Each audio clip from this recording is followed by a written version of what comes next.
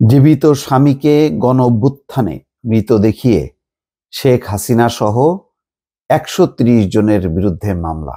দর্শক, শিরোনাম দেখে বুঝতে পারছেন নিশ্চয়ই যে আলামিন মিয়া তিনি মারা গেছেন, এটা দেখে তার স্ত্রী মামলা করেছেন, অথবা তার স্ত্রীর পক্ষ থেকে কেউ মামলা করেছে। তারপরে শেখ হাসিনা সহ ১৩০ জনের বিরুদ্ধে মামলা হয়েছে। শুধু তাই না, এই মামলা যারা আসামি তাদের কাছ থেকে চাঁদাও তোলা হচ্ছে। আমি আপনাদেরকে বলেছি যে দেশব্যাপী কিন্তু জমজমাট একটা মামলা বাণিজ্য চলছে। এই মামলা বাণিজ্যের সাথে স্থানীয় তৃণমূলের, বিএনপি এবং অন্য সহযোগী সংগঠনের অনেক নেতাকর্মীরা জড়িত। আস্তে আস্তে তার কিন্তু কিছু আলামত বের হয়ে আসছে, সাথে সাথেই তাদের বিরুদ্ধে অ্যাকশন নেওয়া হয়েছে, কিন্তু সবগুলি তো প্রকাশিত হচ্ছে না।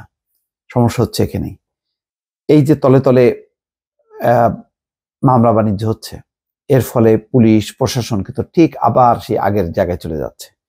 এবং এটা তো একটা জঘন্য ঘটনা ঘটেছে। এই ঘটনাটা আমি দেখলাম যে সাথে সাথে আনন্দবাজার পত্রিকা পিক করেছে এবং তারা একটা প্রচার করেছে এই কারণে যে তারা তো এই সমস্ত ঘটনার জন্য মানে ওৎপ্রেতে বসে আছে যে কোথায় কোথায় দুর্বলতা। তার মানে তারা পরবর্তীতে বলবে যে শেখ হাসিনার নামে সমস্ত ভুয়া মামলা করা হয়েছে। এবং আইন উপদেষ্টা আসিফ নজরুলও বলছেন যে গায়েবী মামলা এবং গণহারে মামলার আসামি করা, এটা নিয়ে তারা খুবই উদ্বিগ্ন। এটা নিয়ন্ত্রণ করা যাচ্ছে না এই কারণে যে স্থানীয়ভাবে রাজনৈতিক নেতা কর্মীরা পুলিশের সাথে যোগসাজশে এইগুলি কাজগুলি করছে।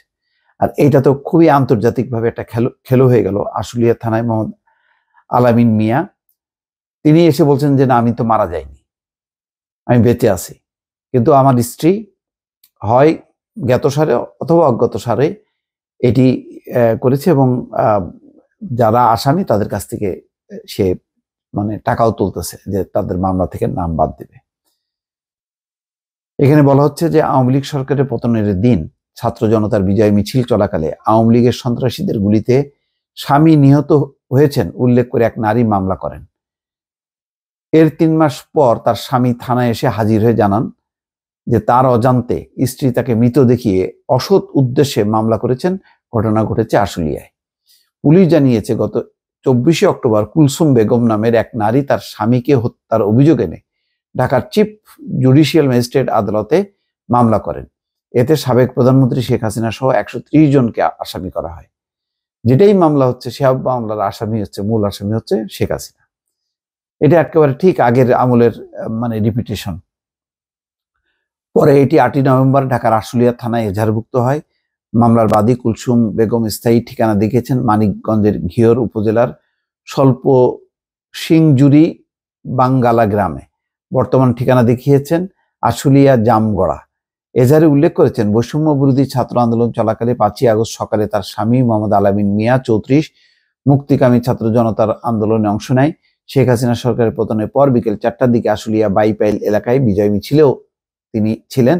তবে পরাজয় মেনে নিতে না পেরে আওয়ামী লীগের সন্ত্রাসী বাহিনী নির্বিচারে গুলি চালায়। এতে গুলিবিদ্ধ হয়ে তার স্বামী নিহত হন। বাদী কুলসুম বেগম আরো বলেন, অনেক খোঁজাখুঁজি করে তিনি তার স্বামীর সন্ধান পাননি। পরে আশুলিয়া নারী ও শিশু হাসপাতালে ৬ আগস্টের এক প্রতিবেদনের মাধ্যমে জানতে পারেন যে এই হাসপাতাল কর্তৃপক্ষ বিপুল সংখ্যক অজ্ঞাতনামা লাশ দাফন করেছেন। এসব কাগজপত্র হাসপাতাল কর্তৃপক্ষের কাছে আছে। পরে তিনি হাসপাতালে থাকা কাগজপত্র, ছবি ও ভিডিও দেখে তার স্বামী লাশ শনাক্ত করেন। মামলায় শেখ হাসিনা ছাড়াও সাবেক স্বরাষ্ট্রমন্ত্রী মোহাম্মদ আসাদুজ্জামান খান, আওয়ামী লীগের সাধারণ সম্পাদক ওবায়দুল কাদের, মানিকগঞ্জ জেলা আওয়ামী লীগের সাধারণ সম্পাদক আব্দুল সালাম, সাবেক স্বাস্থ্যমন্ত্রী জাহিদ মালিক, সাবেক ত্রাণ ও দুর্যোগ প্রতিমন্ত্রী এনামুর রহমান সহ ১৩০ জনের নাম উল্লেখ করা আছে। আলামিন মিয়ার পারিবারিক সূত্র বলছে যে আলামিন সিলেটের দক্ষিণ সুরমার পিরোজপুরের বাসিন্দা। মামলা দায়েরের প্রায় ২ সপ্তাহ পর তিনি জানতে পারেন তাকে মৃত দেখিয়ে স্ত্রী মামলা করেন। মামলা থেকে আসামির নাম প্রত্যাহার করার কথা বলে নাকি তার স্ত্রী লোকজনের কাছ থেকে টাকা পয়সাও নিচ্ছেন। আলামিন তখন মৌলভীবাজারের জুড়ি উপজেলায় ছিলেন। বিষয়টি সত্যতা পেয়ে তাৎক্ষণিকভাবে তিনি জুড়ি থানায় যোগাযোগ করেন। সেখানকার পুলিশ তাকে নিজের এলাকা দক্ষিণ সুরমা থানায় বিষয়টি জানানোর পরামর্শ দেন। সিলেট মহানগর পুলিশের অতিরিক্ত কমিশনার বলছেন যে আলামিন গতকাল সোমবার সিলেটের মহানগর দক্ষিণ সুরমা থানায় এসে পুলিশকে বিস্তারিত জানান। পুলিশ বিষয়টি আশুলিয়া থানাকে অবহিত করে। পরে সেখানকার পুলিশ এসে আজ মঙ্গলবার আলামিনকে আশুলিয়া থানায় নিয়ে যায়। আলামিনের ভাই জাহাঙ্গীর আলম আজ সন্ধ্যা 6:30টার দিকে জানান, তার ভাইকে মৃত দেখিয়ে কুলসুম মামলা করেছেন।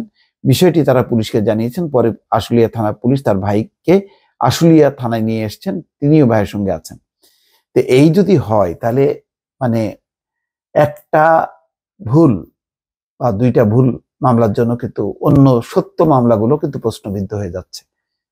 এই বিষয়গুলো আমি জানি না মানে অন্তর্বর্তী সরকার বা যারা বৈষম্য বিরোধী ছাত্র আন্দোলন করছে বা বিএনপি তাদেরকে ভাবাচ্ছে কিনা, কিন্তু আমি দেখি যে এগুলোর মধ্যে একটা অসুরি সংকেত লুকায়িত আছে। দর্শক ভালো থাকবেন, আল্লাহ হাফেজ।